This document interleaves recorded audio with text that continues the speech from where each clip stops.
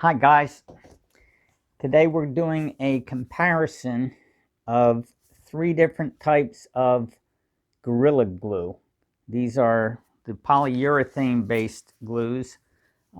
There are similarities and differences to these three, and I want to demonstrate what they are. So, they all three are very strong, and they are easy to use, well, relatively, and I'm going to show you how. As I talk, I'll start getting ready. Now, one of the things for all three of them is that it sticks to your hands, and you can't wash it off with soap and water or alcohol or anything. So it's best not to get it on your hand. Eventually it'll come off, but it might take 2 or 3 days. These gloves are messed up. Let me get a different pair. Now, on this demonstration, we have the clear Gorilla Glue in the larger bottle on the left, although it comes in this size as well, this size being 2 ounces, and this larger bottle is 3.75 ounces. Another 2-ounce bottle of the original brown Gorilla Glue versus the white Gorilla Glue. Now, be very careful. Many people get confused. Clear and white are two different glues. Again, today we're going to show you the difference. Many people think it's the same stuff. They are different. So, these two, the white and the brown, will expand as they're curing and will fill gaps. However, they will extrude beyond the joints, and that can be messy, and depending on your application, you may need to clean it up afterwards. And I'll show you later how I go about cleaning that off. This stuff, this clear stuff, is does not expand at all. And it's clear. So if you're going for cosmetics and you don't need to fill gaps, this is ideal. Now, given this is white and this is brown, you should color match it to what it is you're gluing.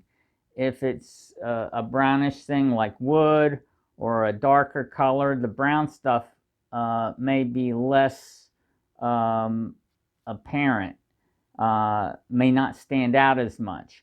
But if it's a light or white color, then the white one will match better. The clear obviously goes with everything. So, what I've done is I've taken 6 blocks of foam. This is material I use for making RC airplanes. And I've taken on one of the edges, what I'm going to do is I'm going to glue 2 pieces together like that. And you'll notice on this one, I've cut out some little triangles off one edge to simulate gaps that we want to fill. And you'll see how the different glues behave both on a straight seam and on a serrated jagged seam that has gaps that, let's say hypothetically, you would like to have them filled. Sometimes you want to have the gaps filled for cosmetic reasons, just so it looks better. And sometimes you need it because it will form a new material which is structurally sound and can add a huge amount of additional strength if those gaps are filled. So when I'm repairing models that I need to get into certain joints, and I want to build up a layer, I want a thicker layer to increase strength, then either the brown or the white are better, because they will expand and create a bead of strength, whereas this will glue the things together, but it doesn't add that much additional material. So again, it depends on what you're trying to do when you're gluing these two joints, which of these is the best for your application. Another difference between this white and the brown is the brown takes about 4 hours to get pretty hard, and basically be usable. This only takes 2 hours to fully cure. This clear stuff takes longer. I would say at least 4 hours or so. It says clamp time 2 hours, cure time, full cure 24 hours. That's what they're saying for the clear. However, depending on your application again and how much strength you need, some of these can be used prior to their full cure time. Again, the bottle or container says 24 hours for full cure on the brown, and no, I can't find it here. But I can tell you that in 2 hours, this is good to go. Is in my experience, and the way I use this stuff, I can tell you it gets pretty solid in 2 hours. Any case, let's go put some of this on. Now, all three of these polyurethane-based glues are water activated. Now, I think they'll eventually pull enough water out of the air to activate themselves, but, if you want to start the cure right away, then it's best to wet them.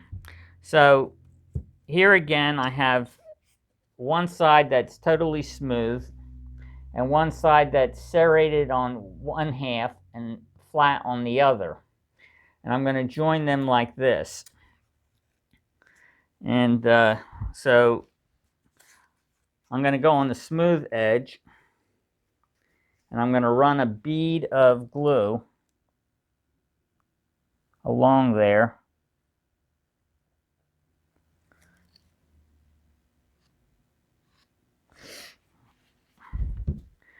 And then I'm going to put them together.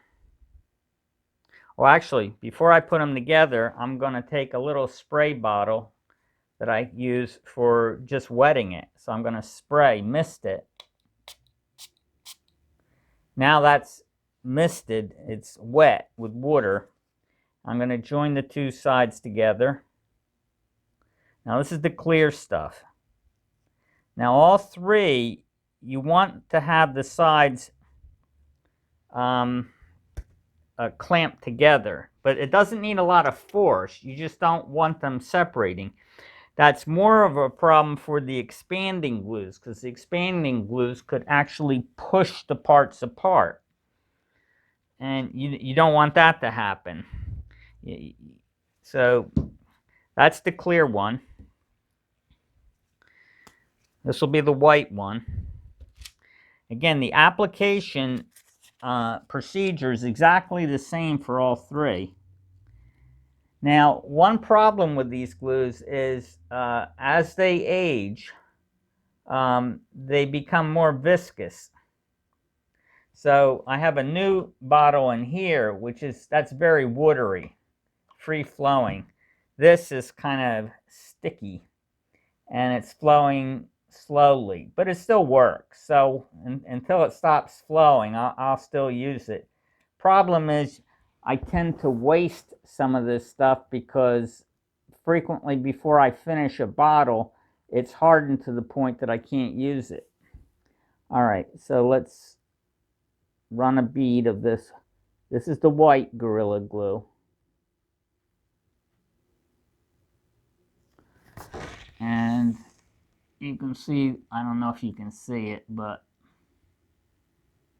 there's a bead of the white glue along that edge. Again, I'm going to spray it, and I'm going to keep the spray away from the bottle because I don't want the bottle to activate and harden. And again, we'll just put these two together like so. Now notice I'm not doing anything special with those serrations. I'm just, you saw me put the bead of glue on the flat piece and put the two together. So it should be interesting to see how it handles the gaps. So I'm just clamping them together. It's good, like, if you're, you can actually just come back to it every so many minutes and retighten the clamping. All right, don't forget to put the caps back on. You don't want this stuff to go bad. I mean, you can leave the caps off for a while, but if you leave them off overnight or whatever, that's not good. So that takes care of the clear, the white, and now the brown.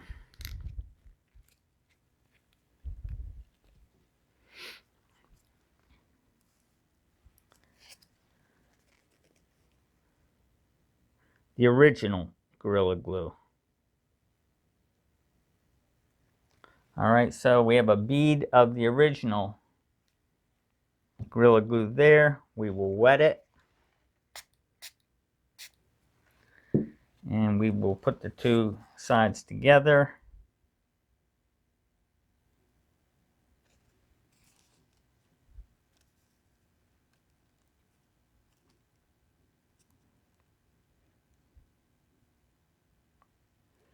Now, I'm going to put the cap back on this one. There are different techniques you can use for clamping. You don't need, again, something super strong. But frequently when I'm working with foam, I'm going to show you a technique that is very useful. You use push pins. And so I just take these little T push pin things and I'll put one there and one here, and you can stick it right through one side into the other, and that holds them in position. So I'm going to do that for all three.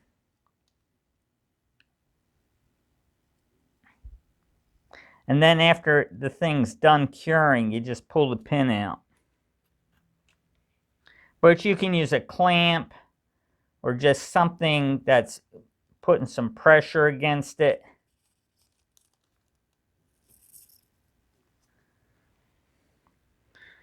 It doesn't matter. Again, especially for the expanding ones, you don't want to have the expansion separate the pieces you're trying to join together.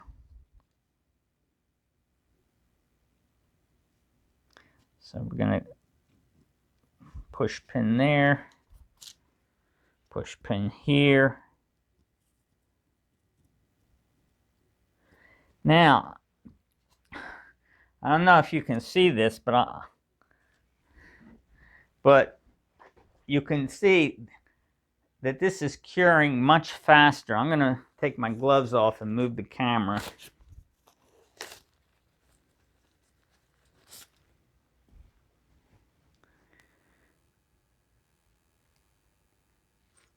So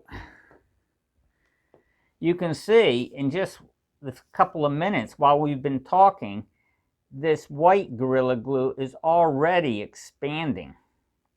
The brown one really hasn't started yet. And the white is just lying flat. That will never expand. That'll just stay flat. But again, look, I mean, you could almost literally see the thing rise as I speak. That's how fast this works. And this is why I say that in 2 hours, this thing will have cured to a point that it's functionally useful, even though the container says 24 hours. I mean, this stuff really, but you can also see what we're going to need to do when that thing rises way up there and hardens. If you don't want that stuff, ugly stuff sticking out there, then you need to be able to remove it, and I'll show you how I do that. And we'll resume after these have cured, at least within 2 to 4 hours or so, when these things have become hard and dry.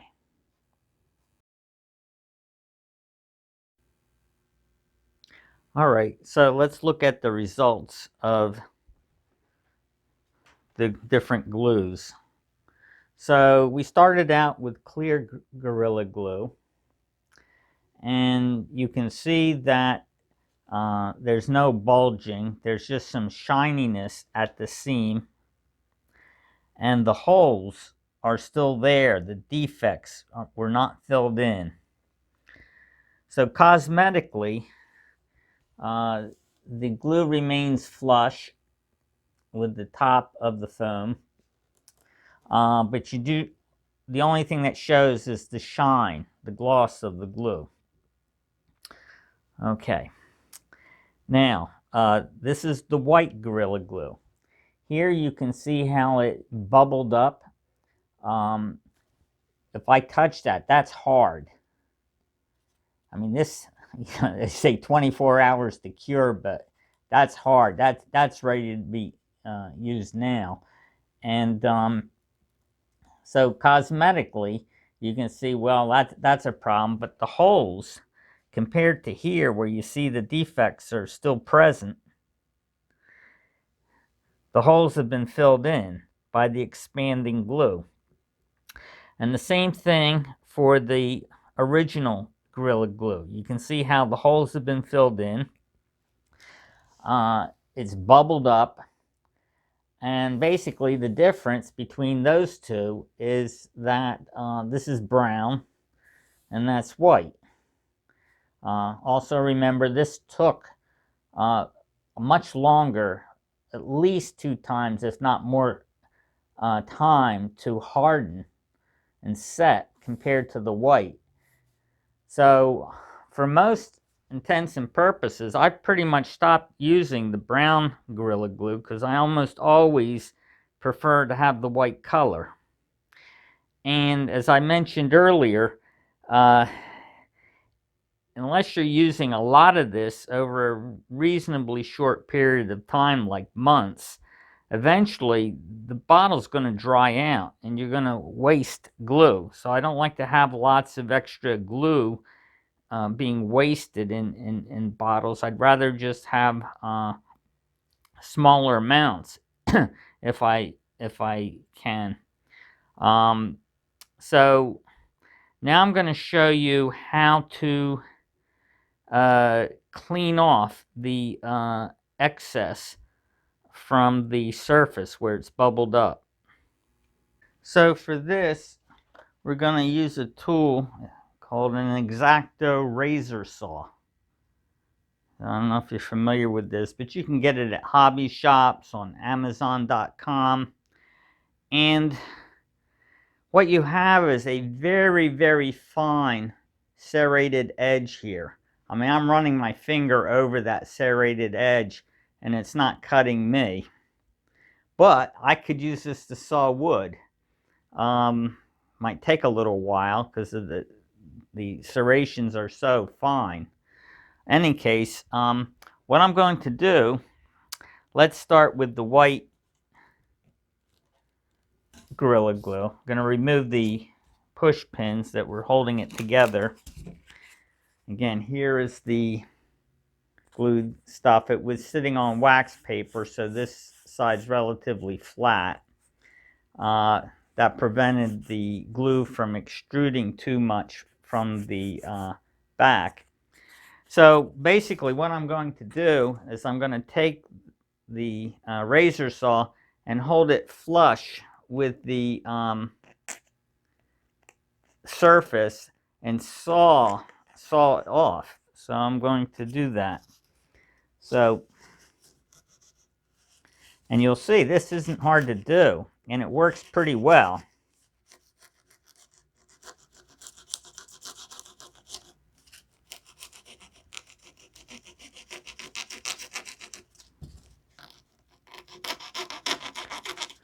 And if I just tried to pull it off, it might pull the glue from within the seam, messing up what it was I just glued together.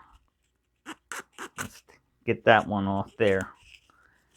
But this razor saw does the job nicely. So you can see, here's the white Gorilla Glue with the bubbles shaved off the surface. And here is the clear Gorilla Glue. Let's get this off of here.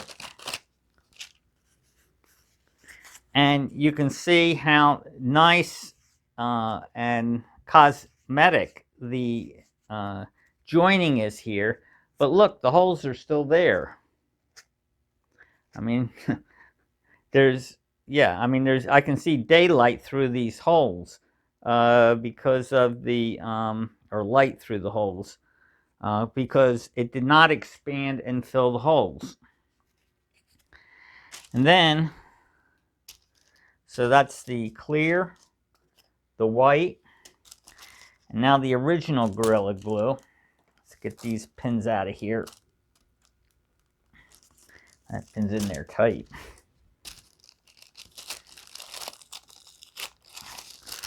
Kind of glued itself to the wax paper.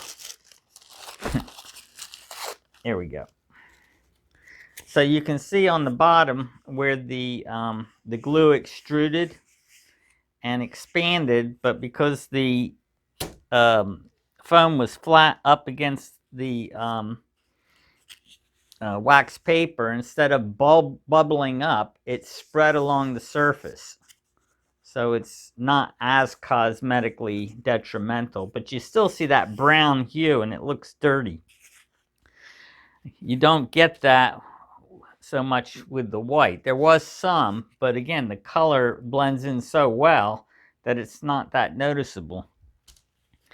So again, same technique to remove these bubbles of yellow glue.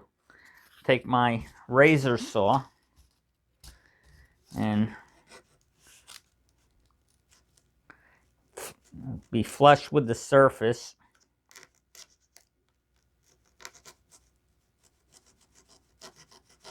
You want to be careful not to cut into the surface. You just want to glide along the surface.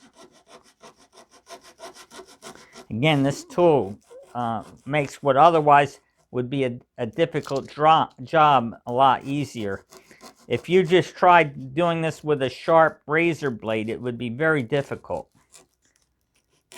But this razor saw, again, makes it very easy. Let's get this edge off of here, the side. So, again, you can see the surface being cleaned off. The bubbles are gone off the surface, but you've got a brown smear along the seam.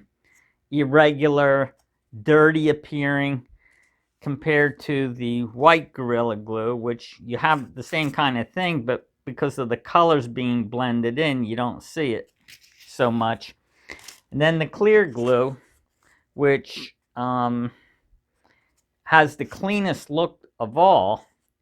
Well, you know, this white glue isn't as glossy as the clear. So it actually may be a little less noticeable. with that, I also want to notice, although you can see where the holes were, they're filled in. You cannot see light through that.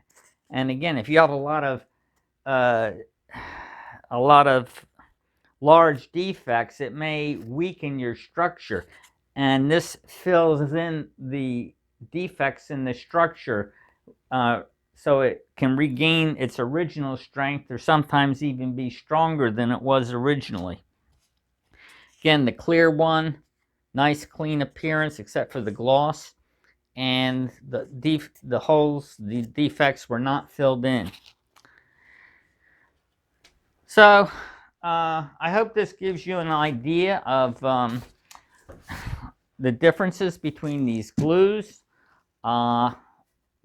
Clear, a bit on the slow side to dry, figure 4 hours or so to get some decent drying. Best left overnight to get full strength. The white, reasonably good cosmetically, it will fill gaps, but you'll have to clean off the bubbling. And but it's fast, like 2 hours, and you can move on. If a lot of times when I'm building models, I have to go in stages. I'll do this part and wait for it to dry, then do the next section and all. Well, the interval between stages is much faster with this glue because the drying time is so much shorter. And then the brown, which has longer drying time, similar to the clear, it bubbles up like the white, fills in gaps like the white, but it's brown. And that, depending on what you're gluing, may be an advantage or a disadvantage cosmetically. So you can decide. So that's it for, oh, one last thing.